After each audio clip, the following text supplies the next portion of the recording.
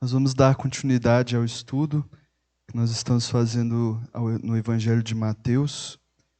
Hoje nós vamos para Mateus capítulo 19. Mas antes, nós temos que fazer aquela recapitulação para a gente relembrar o que já foi dito nas últimas semanas, em relação ao capítulo 18. Os irmãos se lembram que na semana passada, o capítulo começou com os discípulos se perguntando para Jesus, quem era o maior no reino dos céus. A gente viu, quando a gente comparou com os outros evangelhos, que havia uma discussão entre os discípulos, entre eles, para saber qual deles era o maior no reino dos céus. Eles estavam, talvez, com uma visão de grandeza do reino, e Jesus usa, então, uma criança, que ele coloca no meio delas, e através dessa criança ele ensina a eles que para entrar no reino dos céus, eles deveriam ser como essa criança. Eles deveriam ser humildes como essa criança. Após isso, Jesus ele começa a falar da importância que tem os pequeninos para ele. Ele usa o exemplo da criança para fazer uma comparação com os crentes pequenos, que são considerados pequenos aos olhos do mundo, os pequeninos, E Jesus veio falando que aqueles que levam esses crentes ao tropeço deveriam ficar preocupados, Jesus usa a expressão ai do mundo por causa das pedras de tropeço, porque é inevitável que elas existam, mas ai de quem é responsável por elas. Então Jesus ele faz um alerta aqui contra as pessoas que se colocam como pedra de tropeço para os seus irmãos, para os seus irmãos pequeninos, seus irmãos mais simples. Bom, Jesus então continua aqui falando que o valor desses pequeninos para ele é tão grande que ele compara a uma ovelha que se desgarrou Jesus é o pastor que deixa as 99 ovelhas que ele tem ali guardadas e vai em busca dessa uma que se desgarrou. E Jesus fala que não é da vontade do Pai dos céus, que se perca um só desses pequeninos. Então, ele viria em busca desse que se perdeu. Depois, Jesus vem tratando a questão do perdão, de como tratar o seu irmão que pecou contra você, justamente por conta dessa preocupação que Jesus tinha em não deixar nenhum se perder. Jesus se preocupa em nos ensinar a lidar com os nossos irmãos, inclusive como tratar o seu irmão se ele pecar contra ti. Por fim, no final do capítulo, Jesus ele termina com uma parábola do cobrador incompassivo, em que ele ensina que se nós não perdoamos os nossos irmãos, o Senhor também não vai nos perdoar, o que é muito sério. Então, ele ensina a importância do perdão. E então, nós chegamos no capítulo 19. No capítulo 19, Jesus ele vai estar saindo ali da Galileia e ele parte para a Judeia, além do Jordão. Ele parte em direção a Jerusalém mesmo. Nós vamos fazer uma leitura, primeiro, dos 12 versículos iniciais. E a gente vai analisando versículo por versículo, e após isso a gente vai lendo os outros. Então, vamos fazer essa leitura dos 12 primeiros versículos.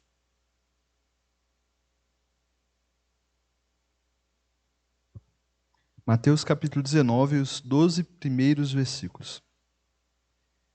Quando Jesus acabou de proferir essas palavras, deixou a Galileia e foi para o território da Judeia, além do Jordão. Grandes multidões o seguiram e ele as curou ali. Alguns fariseus se aproximaram de Jesus e, testando-o, perguntaram: é lícito ao homem repudiar sua mulher por qualquer motivo? Jesus respondeu: vocês não lembram que o Criador desde o princípio os fez homem e mulher? E que disse: por isso o homem deixará o seu pai e sua mãe e se unirá à sua mulher, tornando-se os dois uma só carne? de modo que já não são mais dois, porém uma só carne. Portanto, que ninguém separe o que Deus ajuntou. Os fariseus perguntaram: então por que Moisés ordenou dar uma carta de divórcio e repudiar a mulher? Jesus respondeu: foi por causa da dureza do coração de vocês que Moisés permitiu que vocês repudiassem a mulher. Mas não foi assim desde o princípio. Eu, porém, lhes digo: quem repudiar a sua mulher, não sendo por causa de relações sexuais ilícitas, e casar com outra, comete adultério. Os discípulos de Jesus disseram: se essa é a situação do homem em relação à sua mulher, não convém casar. Jesus, porém, lhes respondeu: nem todos são aptos para aceitar esse ensinamento, mas apenas aqueles a quem isso é dado. Porque há eunucos de nascença, há outros a quem os homens fizeram tais, e há outros que se fizeram eunucos por causa do reino dos céus. Quem é apto para aceitar isso, que aceite. Então nós vamos fazer uma leitura, uma análise desses 12 primeiros versículos. Nós vemos aqui que o primeiro versículo, né, Jesus, ele, depois de terminar ali a sua parábola sobre o cobrador incompassivo, ele se levanta e ele sai da Galileia e vai em direção à Judeia, né, além do Rio Jordão. E por conta da fama que Jesus tinha, no versículo 2 a gente vê que as multidões o seguiram, né? A fama que Jesus tinha ali na Galileia, pelos milagres que ele fez ali, fizeram com que uma multidão, né, seguisse Jesus, e Jesus curou essa multidão. A partir do versículo 3, vai começar uma questão que os fariseus apresentam a Jesus. Os fariseus eram um grupo religioso de pessoas estudiosas da palavra, eles eram considerados muito sábios, respeitados, e eles trazem para Jesus uma questão que não era uma questão simples e fácil. Ainda hoje não é. Tá? Ainda hoje essa questão não é simples e fácil. Mas os fariseus trouxeram para Jesus e a gente vai ter uma resposta de Jesus aqui que já vai nos ajudar a entender essa questão. Bom, o texto nos deixa claro que eles fizeram essa pergunta, alguns fariseus se aproximaram de Jesus e, testando-o, perguntaram. Então a intenção deles era testar Jesus. Uma questão que não tinha unanimidade entre eles, eles usaram para testar Jesus ali, para ver se Jesus era quem ele dizia ser mesmo, né? Bom, que questão polêmica que é essa?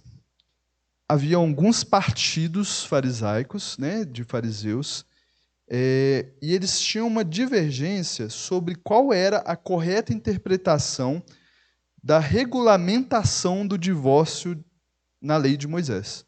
Então, existia na lei de Moisés um modus como lidar com o divórcio, e os partidos deles tinham uma divergência sobre qual era essa maneira.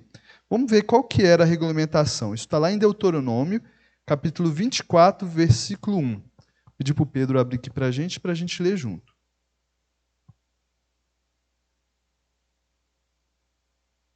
Isso mesmo. Então, eu vou ler ali para ser a mesma versão dos irmãos. Diz assim, Deuteronômio, capítulo 24, versículo 1. Se um homem tomar uma mulher e se casar com ela, e se ela não for agradável aos seus olhos, por ter ele achado coisa indecente nela, e se ele escrever uma carta de divórcio e a entregar à mulher e a mandar embora, aí ele continua falando ali, né? É regulamentação. Ele fala como que deveria ser, né? Deixa eu ver se eu li errado. Isso. É porque na minha versão ele usa o verbo já no infinitivo, né? No infinitivo não. Fala assim, dará a certidão de vossa mulher e a mandará embora. Ele fala de maneira conclusiva aqui. Essa era a regulamentação. E qual que era a divergência que eles tinham? Havia um grupo que era bem restrito sobre quais os motivos justos para se dar uma carta de divórcio a uma mulher. Que coisa indecente é essa que um homem teria que achar na mulher para que desse uma carta de divórcio e a mandasse embora? Um dos grupos falavam que era só em caso de... uma das escolas, eu anotei o nome dessa escola deles, chamava Shammai. nessa escola de fariseus. Ela dizia que o homem não podia se divorciar de sua esposa, a não ser a não ser que tenha encontrado nela pecado de imoralidade sexual. Era isso que esse grupo falava. O outro grupo falava o outro grupo se chamava Hillel, tá? Esse outro grupo dizia que o homem poderia se divorciar até mesmo se a sua esposa tivesse arruinado seu almoço. Então, não gostou do almoço, dá a carta de divórcio e manda a esposa embora. Então, tinha esses dois grupos.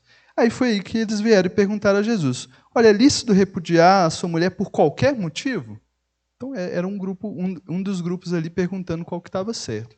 Tá? Então, uns eram extremamente permissivos contra o divórcio. Se estragou o seu almoço, se respondeu mal, dá o divórcio. Outros eram bem mais exigentes, só se encontrar algum motivo, alguma imoralidade sexual na mulher. Bom, Jesus ele vai responder essa pergunta, e ao invés de Jesus citar uma dessas escolas, ou mesmo a lei de Moisés lá em Deuteronômio, Jesus vai antes, Jesus vai onde Deus falou, lá em Gênesis. Vocês lembram que a gente leu aqui, a citação de Jesus? Olha o versículo 4 aqui que a gente leu agora.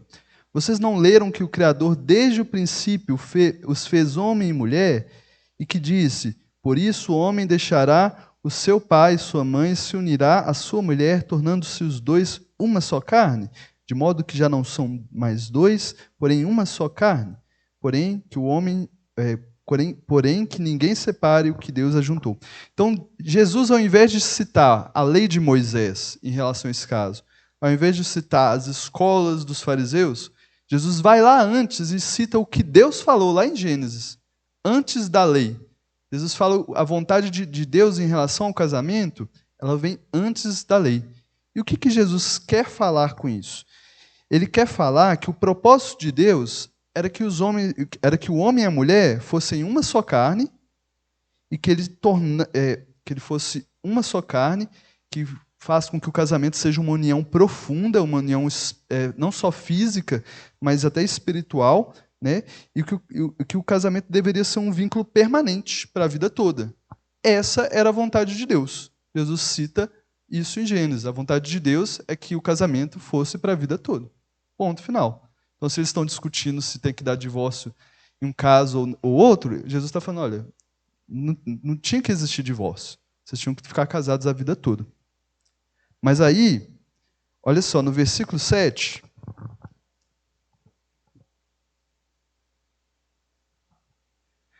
os fariseus vão questionar essa fala de Jesus.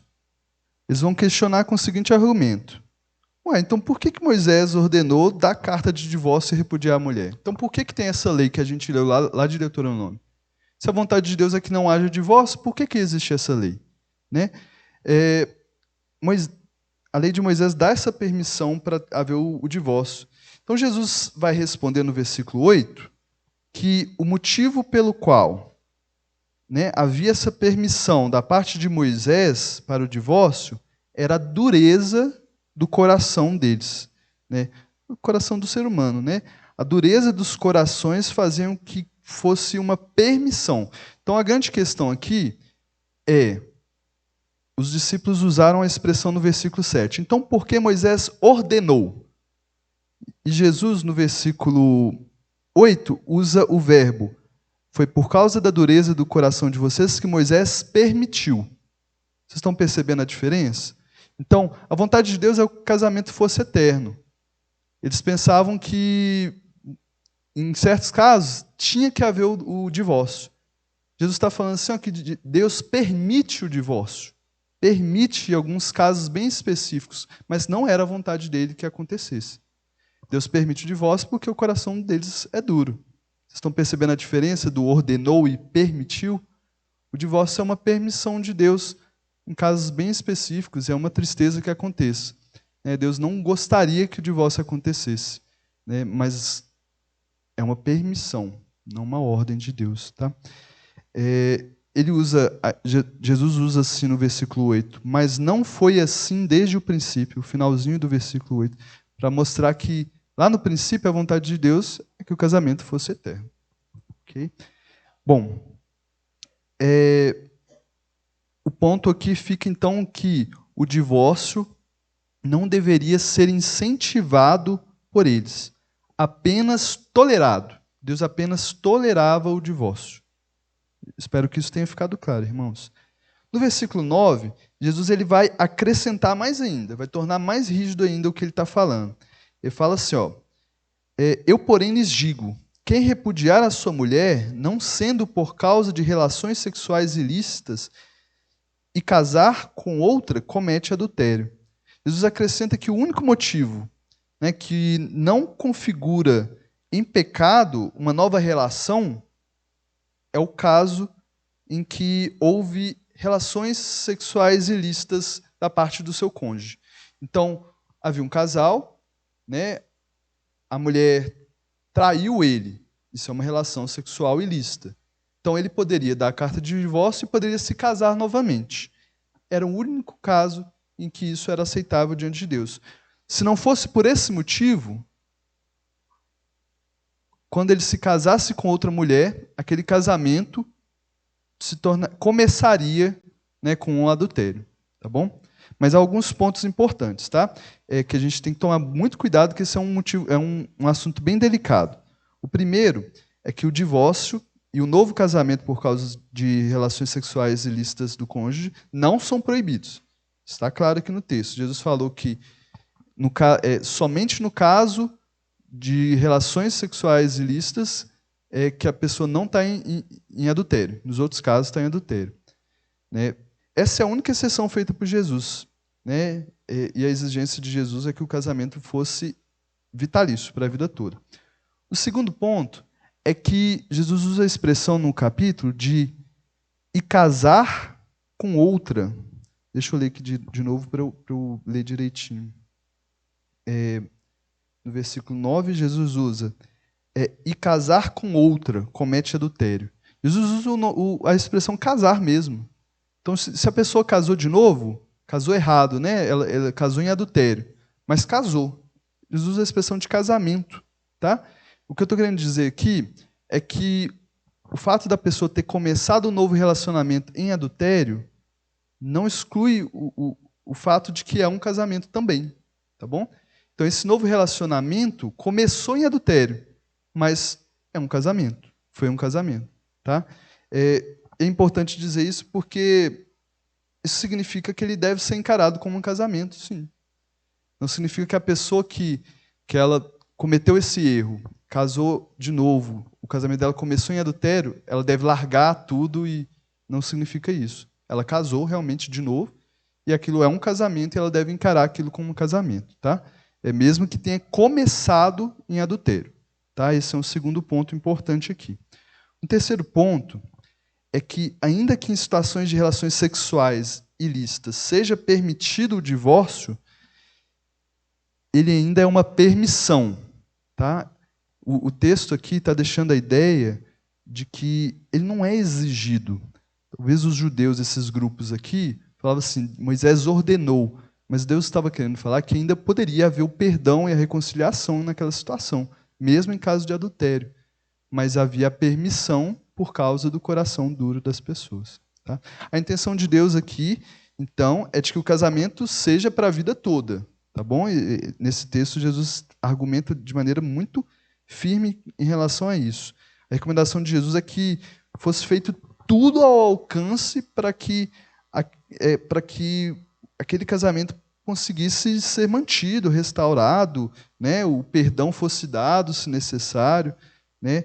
Antes de utilizar esse recurso, que é a última gota, que é o divórcio, né? que é permitido só em umas certas situações. Os judeus eles acreditavam que deveria dar, se houvesse a imoralidade sexual, era uma obrigação, né, que houvesse o divórcio. Bom, como esse é um assunto muito polêmico, muito importante, muito sério, a gente vai complementar o assunto com o que Paulo fala. Tá? Paulo também fala sobre casamento. Sobre o divórcio em especial também. Né? Ele vai tratar isso lá em 1 Coríntios, no capítulo 7, dos versículos 10 a 15. Né? No contexto dele ali, haviam cristãos, né, que aceitaram Jesus, e havia uma situação em que cristãos estavam casados com incrédulos. Eles aceitaram Jesus e os maridos continuavam incrédulos, ou as esposas continuavam incrédulas.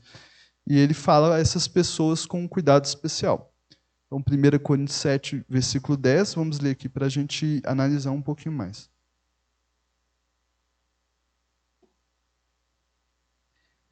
Aos casados, ordeno não eu, mas o Senhor, que a mulher não se separe do marido. Mas se ela se separar, que não case de novo, ou que se reconcilie com seu marido, e que o marido não se divorcie da sua esposa. Aos outros digo eu, não o Senhor. Se algum irmão estiver casado com uma mulher não crente, e ela concordar em morar com ele, não se divorcie dela. E se uma mulher estiver casada com um homem não crente, e esse concordar em viver com ela, que ela não se divorcie do marido. Porque o marido não crente é santificado no convívio da esposa, e a esposa não crente é santificada no convívio do marido crente. Se não fosse assim, os filhos de vocês seriam impuros, porém agora são santos. Mas se o não crente quiser separar-se, que se separe. Em tais casos, não fica sujeito à servidão, nem o irmão, nem a irmã. Deus chamou vocês para viverem em paz. Então, a recomendação de Paulo nesse texto que nós lemos aqui é contra o divórcio. Que o marido, aos casados ordenem, não eu, mas o Senhor, que a mulher não se separe do marido e que o marido não se divorcie de sua esposa. Né? A recomendação de Paulo é essa, contra o divórcio. Porém, caso um cônjuge não cristão, o finalzinho que a gente leu aqui, né, não quisesse permanecer casado, né, com a sua esposa que é crente, que é cristã, a recomendação de Paulo é que se separem. E Paulo ainda diz que a pessoa que se separou da pessoa incrédula não estaria sujeito à servidão, ou seja, ela ainda teria a permissão de se casar novamente. Tá? É um caso específico aqui que Paulo traz, que é importante para a gente aqui também. Há quem interprete, há uma outra situação aqui que eu vou trazer para os irmãos, que talvez é a mais polêmica, né? Mas é em relação à violência. Né? A gente falou aqui que Jesus citou um único caso em que o divórcio é aceitável, que é da imoralidade sexual. Há quem interprete que a violência se encaixa nesse contexto aqui do incrédulo. Tá? A pessoa que agride a sua esposa, ou em casos raros, né, uma esposa que agride o seu marido, o agressor ou a agressora se configura em uma pessoa incrédula. Há um grupo que pensa dessa maneira, não é o único grupo. Tá? E a atitude dele, né, é um tipo de abandono. Ou seja, essa pessoa, ao agredir a sua esposa, ela desprezou a sua esposa e, por isso configura num abandono de corpo presente, né, essa expressão que eles usam. E, por isso, a mulher ali, teria o direito de se separar daquele homem e casar novamente. Há um outro grupo que fala que não, que se encaixa mais no começo lá que a gente leu. No versículo 10 agora, nesse mesmo versículo que está ali que o Pedro deixou, outras pessoas entendem daquela maneira ali, ó, que Paulo fala que a mulher não se separe do marido, mas, aí Paulo usa no próximo versículo, mas se ela se separar, que não case de novo. Então, há um grupo que pensa assim, ó, em caso de violência, a esposa deve se afastar do marido, se separar, isso não é um divórcio, isso é uma separação, e nessa circunstância, né, ela não vai casar de novo. Qual dos grupos estão certos? Eu não sei, tá? Eu não sei. Mas, em todo caso, a grande questão da violência aqui, né, é que a igreja deve encarar de maneira séria o que é uma violência. Tá? Esses casos têm que ser tratados com o pastor. Se alguma irmã da igreja sofrer violência, elas têm que vir tratar com o pastor. E, mais do que isso, né, isso tem que ser levado à polícia. Né? Não há como fugir das consequências de uma agressão ali.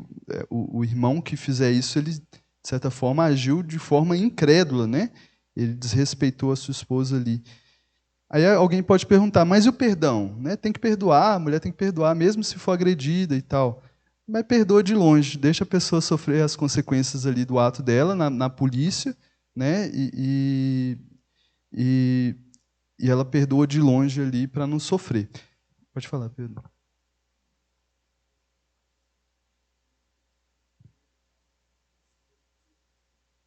Isso. Há um exemplo muito bom para a gente entender o porquê disso, que é na questão da misericórdia. Eu vou dar um exemplo muito simples para os irmãos entenderem. Se um pai descobre que o filho está roubando a carteira dele, mas o pai ama muito o filho, quer ser misericordioso com o filho dele, então ele finge que não viu. Ele está sendo misericordioso com o filho? Na verdade, não, porque o filho vai continuar cometendo o mesmo erro.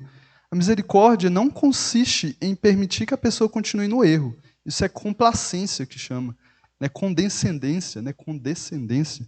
Você deixar a pessoa continuar no erro dela, isso não é misericórdia, tá? A misericórdia é você criar um ambiente para que a pessoa possa se arrepender e mudar de vida, né? E no caso de uma agressão física, que é um crime, esse ambiente às vezes é a cadeia mesmo. A pessoa tem que sofrer as consequências aí. Violência é uma coisa muito séria, tá? Então, existem essas duas visões em relação ao divórcio resultante da violência.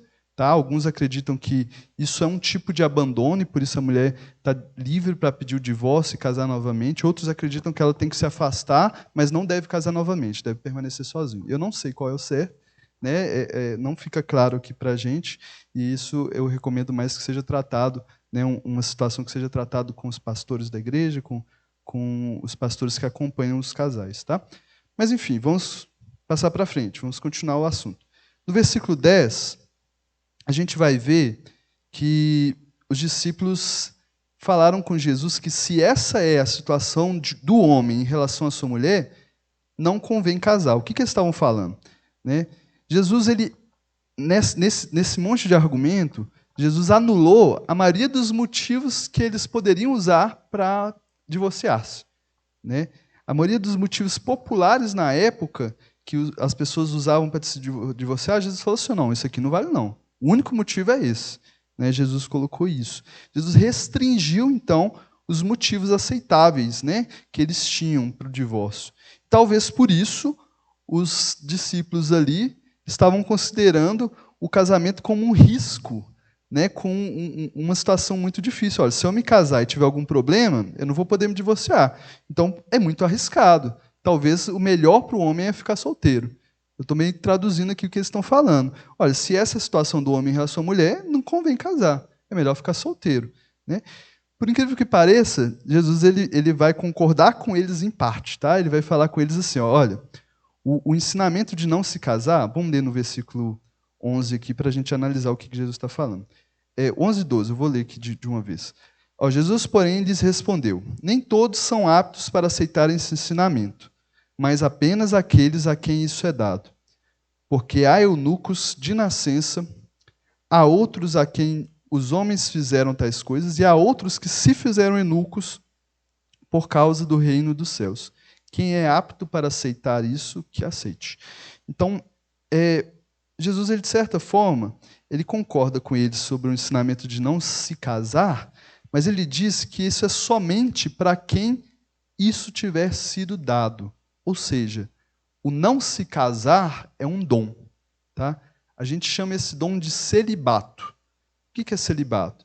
Celibato deixa eu ver, eu anotei aqui para eu não esquecer. É o estado da pessoa que se compromete em não casar ou mesmo manter relações sexuais com outro. Uma pessoa que decide não fazer isso para Deus, para o reino dos céus. Né? E Jesus ele vai falar sobre isso usando uma figura que era muito recorrente na época dele, que é o eunuco. Né? Quem que eram os eunucos? Eunucos, nos impérios que vieram antes, né, os imperadores geralmente colocavam pessoas de confiança, né, para cuidar do seu harém, para cuidar dos seus negócios, mas o modo pelo qual eles faziam, colocavam essas pessoas de confiança ali, tornavam essas pessoas mais confiáveis, era castrando elas. Né? Então, essas pessoas eram castradas, elas então se tornavam incapazes de ter relações sexuais, e por isso, né, havia menor produção do hormônio testosterona, que é da agressividade, então a pessoa ficava mais mansa ali. Então Jesus vem falar aqui que existem eunucos de nascença, ou seja, tem pessoas que nascem com essa condição de não conseguir ter relações sexuais. Há outros que os homens fizeram tais. É o exemplo que eu dei, dos imperadores, dos líderes do governo, que castravam algumas pessoas para elas cuidarem do seu harém ou de seus negócios. A pessoa ficava mais gentil ali, menos agressiva por causa disso. Mas havia outros que se fizeram eunucos, ou seja, essas pessoas não necessariamente se castraram, mas elas abriram mão, né, da possibilidade de se relacionarem sexualmente com outras pessoas, né? E é o que a gente chama de celibato. O celibato, então, diante de Deus, é uma coisa aceitável, porém, ele é um dom. Ou seja, nem todas as pessoas são capazes de viver sem um relacionamento, sem um casamento, né? Nem todas as pessoas são capazes disso. Mas o que Jesus disse aqui no final é o que é preponderante nesse caso, né? No versículo 12, final do versículo 12. Quem é apto para aceitar isso, que aceite. Né? Quem recebeu esse dom de Deus e é capaz de viver solteiro, né, para a glória de Deus, por causa do reino de Deus, né, quem faz isso, que faça. Né? Deus é glorificado dessa maneira também. Então, algumas pessoas talvez considerem que o único meio de glorificar Deus é formando uma família. Não. Há casos específicos em que Deus dá o dom para algumas pessoas glorificarem a Deus abrindo mão disso também. Tá? É uma exceção, tá, irmãos? Não é todo o caso, não. Por isso que a gente fala aqui que a pessoa precisa ser apta a isso. Né? Não são todas as pessoas que são aptas.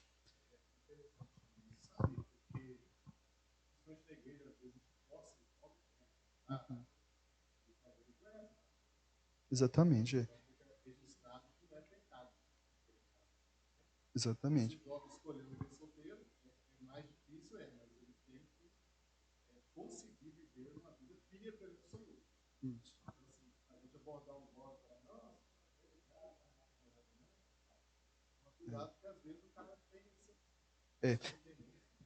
A gente tem essa mania, né, de provocar, às vezes, um outro jovem, um irmão, fala assim, não, vai casar, tá ficando para titia e tal. Mas não, é isso que o pastor está falando. Às vezes a pessoa tem um chamado de Deus para ficar sozinha mesmo, para a glória do nome de Deus. E a gente tem... Quem? O missionário? Sim, eu não sabia, fiquei sabendo agora. Então, um exemplo bíblico é Paulo. Né? Paulo, ele fala que ele ficou solteiro. Né? Paulo não se casou. Bom, a partir do versículo 13 aqui até o 15, a gente vai ver mais um momento em que Jesus abençoa as crianças. A gente vai ler do 13 ao 15, então, e vamos comentar. Os irmãos, alguém quer comentar mais alguma coisa em relação a esse último trecho que a gente leu sobre o divórcio? Não, né? Então, ok. Então, vamos ler agora dos versículos 13 ao 15. Então, trouxeram algumas crianças a Jesus para que ele lhes impusesse as mãos e orasse, mas os discípulos os repreendiam. Jesus, porém, disse, deixem os pequeninos e não os impeçam de vir a mim, pois dos tais é o reino dos céus.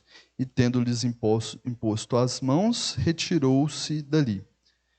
Então, irmãos, impor as mãos sobre as crianças era uma forma tradicional de abençoar as crianças lá em Israel. E ainda hoje né, no nosso meio, a gente levanta as mãos para abençoar. Eu te abençoo no nome de Jesus. Né? É um modo. Os discípulos eles tentaram impedir, né, as crianças de chegar até Jesus. É muito numa ideia de que isso aqui é coisa dos grandes, dos importantes, isso não é coisa para criança. Né? Isso aqui é coisa séria. Mas Jesus ele vai repreender eles, né, e falar que deixassem os pequeninos, né? Deixem os pequeninos, ele fala isso no versículo 14, e não os impeçam de vir a mim, porque dos tais é o reino dos céus. A gente leu na última semana, né, que essa comparação de Jesus das crianças, né, é uma metáfora também para pessoas simples, para crentes simples, né? Os pequeninos. Aqui, da mesma maneira que a gente leu lá, né? É uma metáfora da humildade necessária para entrar no reino dos céus. Só quem for humilde como uma criança, né, é capaz de entrar no reino dos céus. Dos tais é o reino dos céus. Então Jesus impôs as mãos e orou por essas crianças. Daqui a gente já vai partir para o próximo trecho, que é do jovem rico. A gente vai ler dos versículos 16 ao 22. Eu passei rapidinho por esse trecho aqui de Jesus abençoando as crianças. Bom, vamos lá. Do versículo 16 ao 22 agora.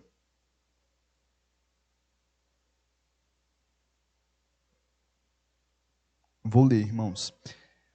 E eis que alguém, aproximando-se de Jesus, lhe perguntou: Mestre, que farei de bom para alcançar a vida eterna? Jesus respondeu: Por que você me pergunta a respeito do que é bom? Bom só existe um. Mas se você quer entrar na vida, guarde os mandamentos. E ele lhe perguntou: Quais? Jesus respondeu: Não mate, não cometa adultério, não furte, não dê falso testemunho, honre o seu pai e sua mãe, e ame o seu próximo como você ama a si mesmo. O jovem diz: Tudo isso tenho observado. O que me falta ainda? Jesus respondeu: Se você quer ser perfeito, vá, venda os seus bens, dê o dinheiro aos pobres e você terá um tesouro nos céus. Depois venha e siga-me. Mas o jovem, ouvindo esta palavra, retirou-se triste, porque era dono de muitas propriedades. Então vamos voltar aqui no versículo 16 para a gente analisar esse trecho.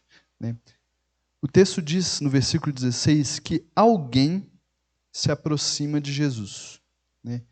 A pergunta que ele faz a Jesus é: Mestre, que farei de bom para alcançar a vida eterna?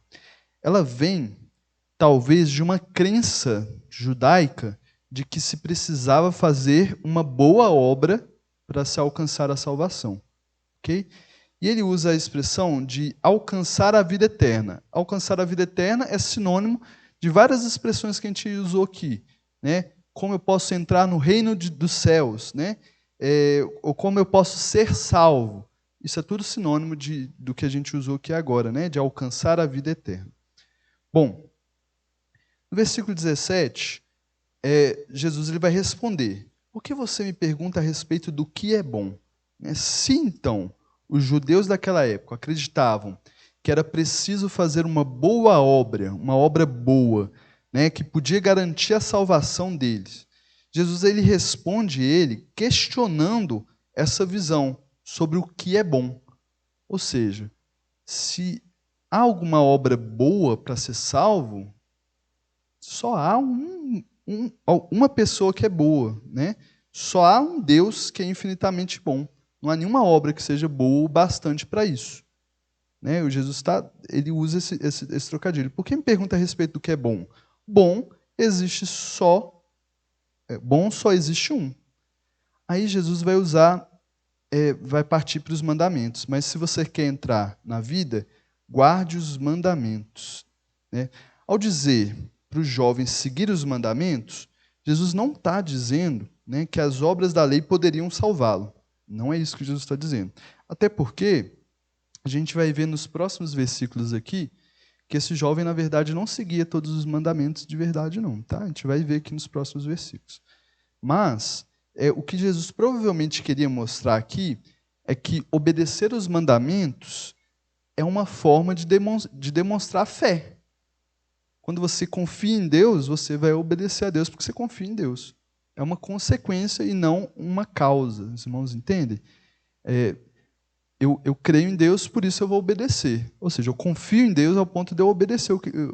Eu confio no que Deus faz, no que Ele fala, então eu vou buscar obedecê-lo. É diferente de eu vou obedecer e por isso eu vou ser salvo. É diferente, tá? É uma outra coisa.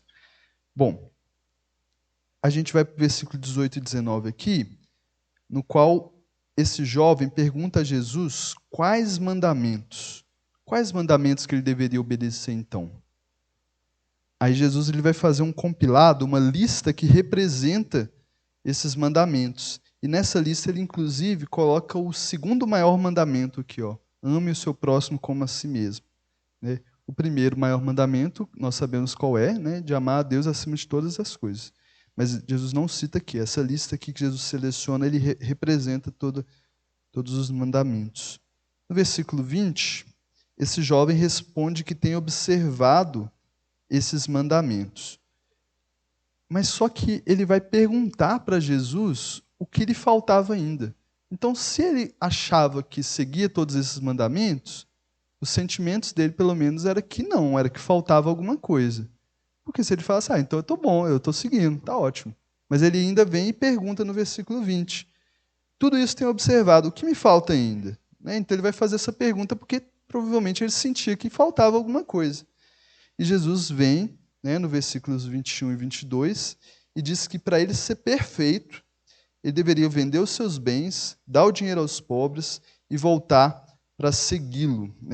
E essa resposta de voltar para segui-lo, era a resposta final ali de o que ele deveria fazer para alcançar a vida eterna, era seguir Jesus. Só que Jesus coloca ali um empecilho para ele, uma forma talvez de prová-lo. E como esse jovem era muito rico, ele rejeitou a sugestão de Jesus. Então, Jesus, com essa proposta, Jesus demonstrou que ele não seguia todos os mandamentos. Como assim não seguia? Se ele não amava o próximo como ele mesmo, ele não amava o próximo como ele amava a si mesmo, ao ponto de dividir com ele os seus bens. Ele não amava a esse ponto. E ele também não amava Deus acima de todas as coisas, ao ponto de abrir mão de tudo. Ele não amava Deus acima de todas as coisas a esse ponto. A riqueza que, então, na vida dele tinha um lugar de ídolo, tá, irmãos? Na vida desse jovem.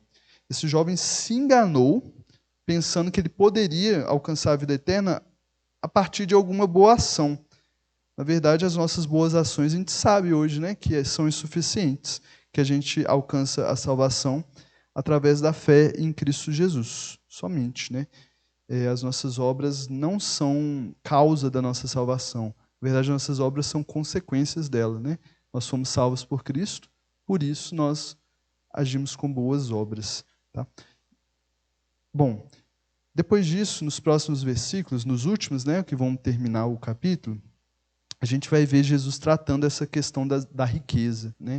A gente viu que, para esse jovem, a riqueza foi um empecilho para ele ser salvo, para ele entrar no reino dos céus. Então, vamos ler do versículo 23 ao 30 e vamos ver o que Jesus fala em relação às riquezas agora, então.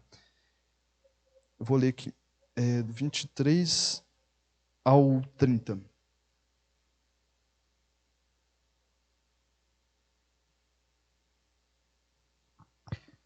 Então Jesus disse aos seus discípulos: em verdade lhes digo que um rico dificilmente entrará no reino dos céus. E ainda lhes digo que é mais fácil um camelo passar pelo fundo de uma agulha do que um rico entrar no reino do céu, de Deus. Ouvindo isso, os discípulos ficaram muito admirados e perguntaram: sendo assim, quem pode ser salvo? Jesus, olhando para eles, disse: para os seres humanos isso é impossível, mas para Deus tudo é possível.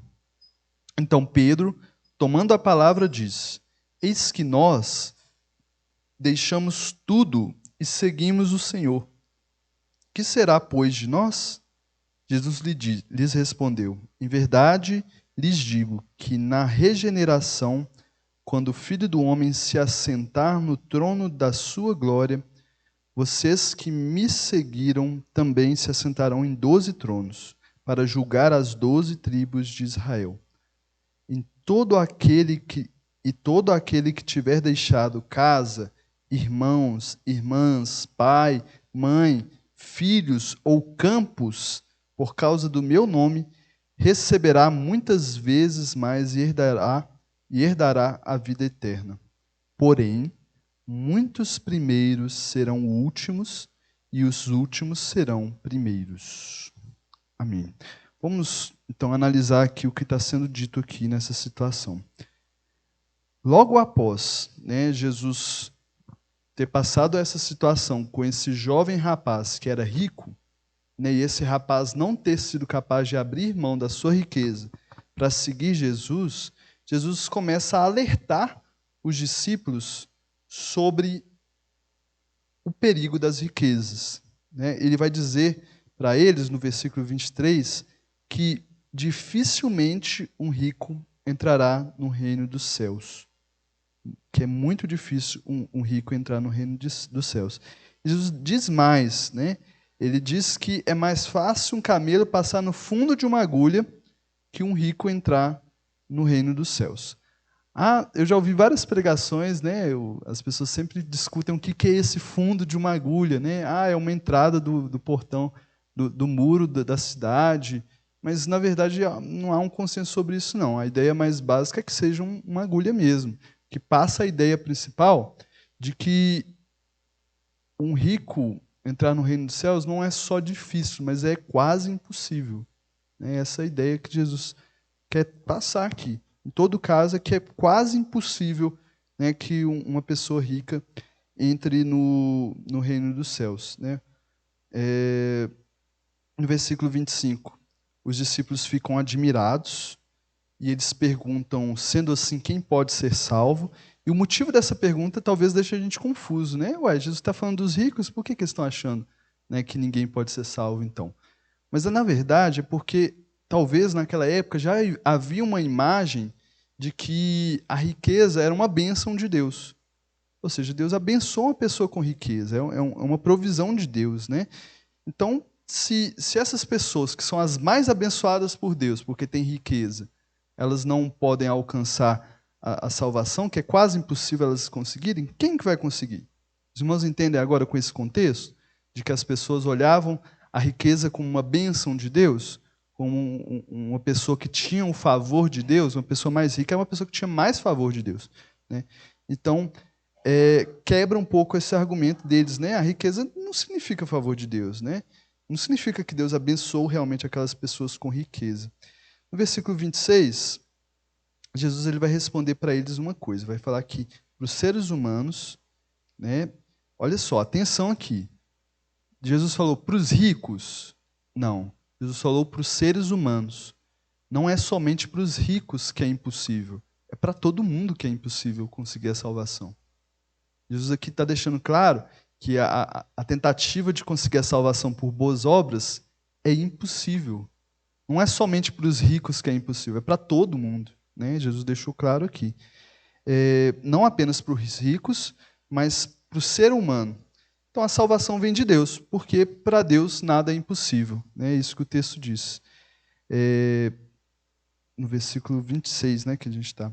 Mas para Deus, tudo é possível. Né? Somente a salvação vem de Deus, então, somente Ele, através do Espírito Santo, né, que vem convencendo o nosso coração, que converte os nossos corações, e inclusive converte o coração de ricos também. Né? Vale a pena citar isso, a Bíblia cita alguns exemplos de ricos que foram salvos. Os irmãos conseguem lembrar de algum rico que foi salvo? Quem? Jó lá no Velho Testamento, mas eu quero aqui nos Evangelhos mesmo. Tem dois casos no Novo Testamento de pessoas ricas que foram salvas. De quem? Barnabé, eu não sabia que Barnabé era rico. Então tem mais um caso aqui já. Isso. José de Arimateia é um bom exemplo, né? O Mateus 27:57 diz: Ao cair da tarde veio um homem rico de Arimateia, chamado José, que era também discípulo de Jesus. Né? Foi salvo, que creu em Jesus. Né? Zaqueu, ótimo exemplo.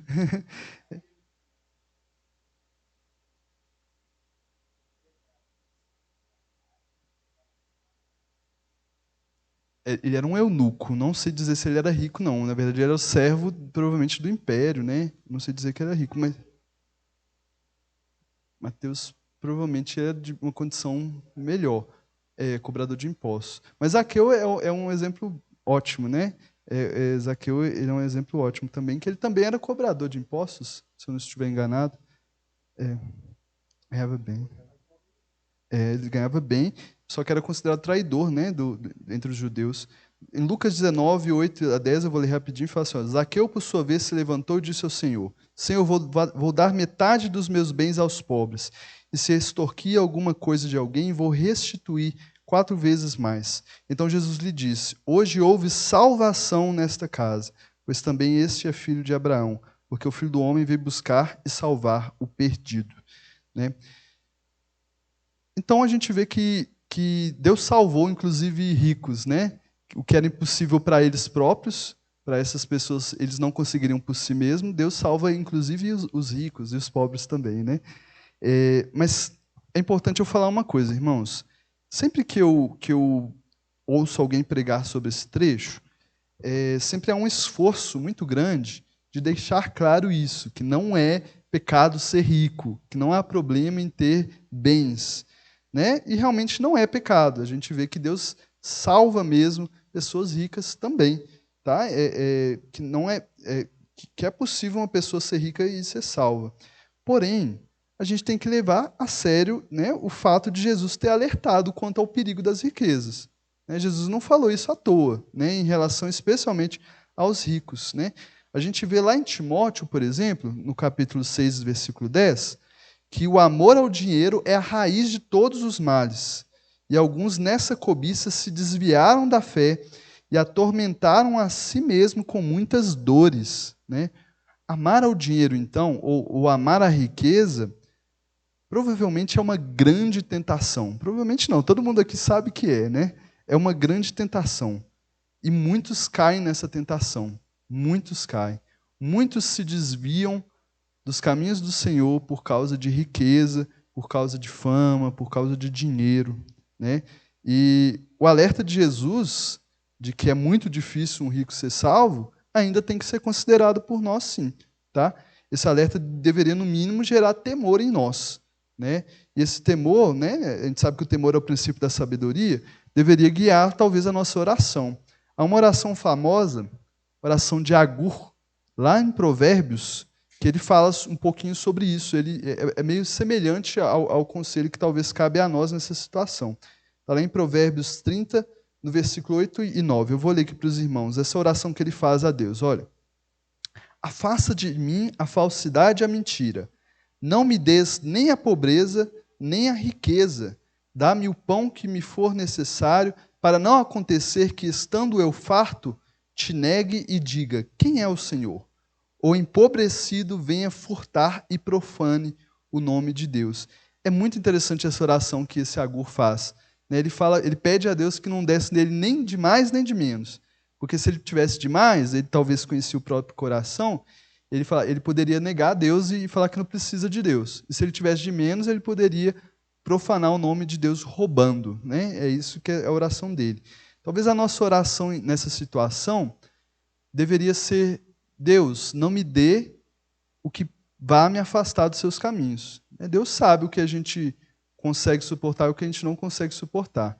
Todos nós corremos atrás de coisas boas para nós, de bens, né, de dinheiro, mas a recomendação aqui, a sabedoria aqui talvez seja pedir a Deus para te guardar de si mesmo às vezes. Né? Deus, o Senhor conhece meu coração, o Senhor sabe se eu receber tal coisa, talvez eu me afaste do Senhor. Então não permita que eu receba essa coisa. Né? E Deus sabe o que a gente precisa mesmo. Ele vai nos guardar até de nós mesmos, se for necessário. Tá? Isso é muito claro, irmãos. Tem algumas pessoas que o único modo delas permanecerem em Cristo é enquanto elas estão sofrendo. Isso é estranho, né? Mas algumas pessoas vão correr para Deus quando elas estiverem sofrendo. E às vezes o que elas precisam é sofrer. Outras pessoas não vão poder ter um relacionamento com tal pessoa, porque se eu tiver relacionamento com aquela pessoa, ela vai se afastar de Cristo.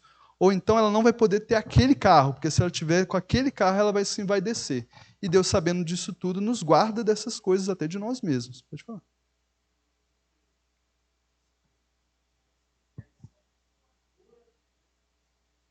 Uhum.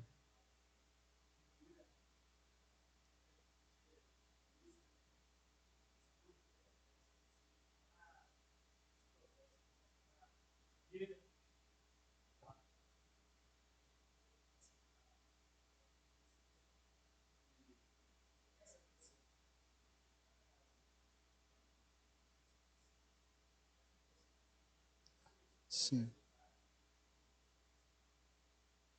Isso é um fato importante, tá? O que a Bíblia fala é o amor ao dinheiro é a raiz de todos os males e não o dinheiro em si. O dinheiro é uma ferramenta. É aquilo que pode ser usado para o bem, pode ser usado por mal. Mas a gente sabe que o amor ao dinheiro é uma tentação. Muitos são tentados a amar o dinheiro. Porém, né, alguns, pela graça de Deus, foram muito usados através do dinheiro para abençoar. Inclusive, José de Arimateia foi quem comprou o túmulo de Jesus.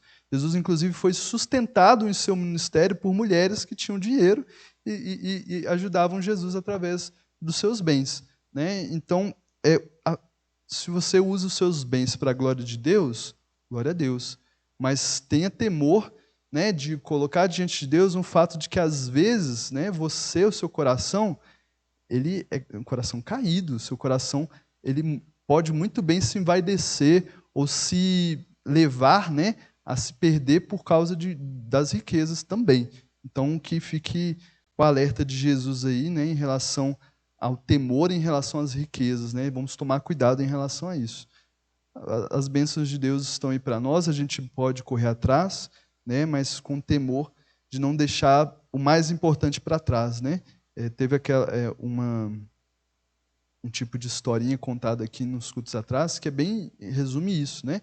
Deus nos permite buscar o que a gente quiser nessa vida, né? A gente pode estudar, buscar conhecimento, a gente pode conseguir um bom emprego, correr atrás de bens, carro, casa, né? Mas se a gente caminhando nesse caminho, a gente deixa Cristo para trás, nada daquilo valeu, né? Cristo tem que ser o principal em todo caso. Isso. Vamos continuar aqui para terminar, irmãos. Versículo 27, a gente vai ver que Pedro faz uma pergunta interessante. Pedro ele lembra a Jesus que eles mesmos deixaram tudo e seguiram a ele, né? E ele pergunta o que seria deles, né? Então, enquanto aquele jovem rico não foi capaz de abrir mão das riquezas, né, para seguir Jesus, e por isso não poderia entrar no reino dos céus, Pedro contrapõe a eles, que foram capazes sim de abrir mão de tudo, né? Abriram mão de casa, de família, né? Dos irmãos, e largaram tudo. A gente lembra do chamado de Pedro, né? Estava lá trabalhando com os barcos, com as redes, e ele abriu mão de tudo ali para seguir Jesus, né? Deixou tudo lá e foi seguir Jesus. E Pedro, então, eles colocam o contraponto. Se ele não foi capaz de não receber, o que vai ser de mim que eu abri mão e fiz isso? Né? E Jesus vai revelar as recompensas. No versículo 28, Jesus vai revelar as recompensas que há para aqueles que abriram mão. Né? Vamos ler aqui. Então, o versículo 28 diz assim: Jesus lhes respondeu: em verdade lhes digo que na regeneração, quando o Filho do Homem se assentar no trono da sua glória, vocês que me seguiram também se assentarão em 12 tronos para julgar as 12 tribos de Israel. E todo aquele... Não, eu vou ler o 29 daqui a pouco.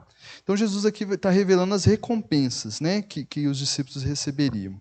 No tempo da regeneração, que é o momento da história da humanidade em que Jesus vai reinar sobre a terra, né, a terra será regenerada, não somente individualmente, né, os nossos corpos regenerados, mas a regeneração mesmo geral. Né?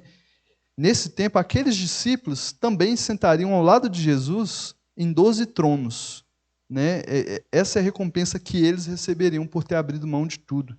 Eles iam sentar ao lado de Jesus, iam receber autoridade para julgar Israel. Né? É importante os irmãos guardarem esse ponto, porque em vários momentos da Bíblia, a revelação para nós, escatológica, né, isso é coisas do fim, lá do final dos tempos, de que tanto os discípulos aqui vão julgar Israel, como a igreja vai julgar o mundo, né? A igreja vai julgar não só o mundo, como os anjos. Então, Jesus ele nos deu a palavra da verdade, ele nos deu a autoridade para isso, e naquele tempo nós teremos essa posição com Cristo, juntamente com Cristo. Cristo vai julgar o mundo, nós estaremos com ele julgando o mundo. Cristo vai julgar os anjos que caíram, nós também estaremos lá com ele. E aqui fica claro que os discípulos de Jesus, esses 12, vão julgar as 12 tribos de Israel também, tá? Junto com Cristo. Isso é uma recompensa de Cristo, autoridade, né? Eles receberão autoridade para reinar e julgar. No versículo 29, Jesus continua, né, complementa, e todo aquele que tiver deixado casas, irmãos, irmãs, pais, mãe, filhos ou campos por causa do meu nome, receberá muitas vezes mais e herdará a vida eterna.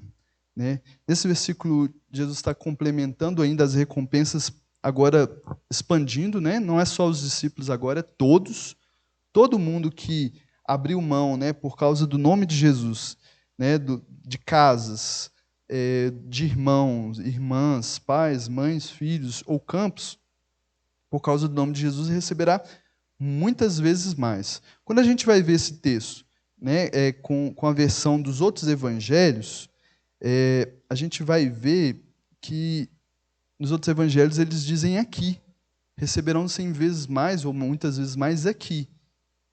Como que a gente entende isso? Como assim o crente que abre mão da família, da casa, dos irmãos, da irmã, vai receber muitas vezes mais aqui? Porque os outros evangelhos usam essa expressão, aqui em Mateus não. Mas a gente deve entender isso, né, no sentido de que o crente que perdeu uma família lá para seguir a Cristo, né, que foi rejeitado por sua família, recebe aqui uma família de Deus. Os irmãos entendem isso? Né? O crente que perdeu a casa lá, não pôde mais ficar na sua casa, ele recebe uma casa aqui na igreja. Não estou falando que vai morar na igreja, estou falando que no meio ele vai ter casas abertas, com portas abertas para ele. Ele vai ter irmãos, ele vai ter irmãs. Os irmãos entendem dessa forma? Né? Nós somos abençoados com as bênçãos espirituais desde já. Né? A gente deve lembrar que a gente recebe uma paz que o mundo não pode receber, que a gente recebe uma alegria que provém do Espírito Santo. Né? Essas bênçãos são desde aqui, mesmo para pessoas que perderam muitas coisas, né? Por causa do Evangelho, que perderam família, que perderam irmãos e irmãs. Né? Então, a igreja, né, ela é um meio de Deus suprir, né, esses irmãos que perderam muito por causa do nome dele. Né? Jesus conclui, então, que eles, por fim, receberiam também a vida eterna, que era a grande questão aqui, né? A vida eterna. Eles receberiam a vida eterna. Esses que abriram mão por Cristo para seguir a Jesus, receberiam, no final das contas, a vida eterna. O versículo 30, irmãos, ele é um pouco... Eu vou ler aqui rapidinho e falo assim, ó, Jesus, porém, muitos primeiros serão últimos, e os últimos serão primeiros. Então, depois de Jesus descrever, né, as diversas recompensas que os seus discípulos e todos aqueles que abrissem mão, né, que perdessem por causa do nome dele, receberiam, Jesus faz um porém aqui, né, uma situação assim, olha, talvez vocês achem que vai ser de uma maneira, mas no final das contas vai ser outra. Né? Aqueles que são primeiros, muitos deles se tornarão últimos lá nesse dia da recompensa. Né? E os últimos serão os primeiros. O que isso quer dizer? Isso vai ficar para o próximo capítulo, tá, irmãos? Porque é só um gostinho aí para vocês pensarem. Os irmãos quiserem, durante a semana, ler o capítulo 20, né? O pastor Felipe vai voltar a dar o estudo aqui na próxima semana. O capítulo 20 vai explicar isso para a gente. Vai explicar o que Jesus quis dizer com muitos primeiros serão últimos e os últimos serão os primeiros. Os irmãos, então, não vou falar nada sobre isso por enquanto. Na semana que vem, os irmãos já trazem a resposta pronta aí na mente de vocês. É só ler o capítulo 20. Amém? Os irmãos têm alguma dúvida relativa ao capítulo? Algum comentário? Amém. Então, agradeço a oportunidade. Jesus continue nos ensinando na sua palavra.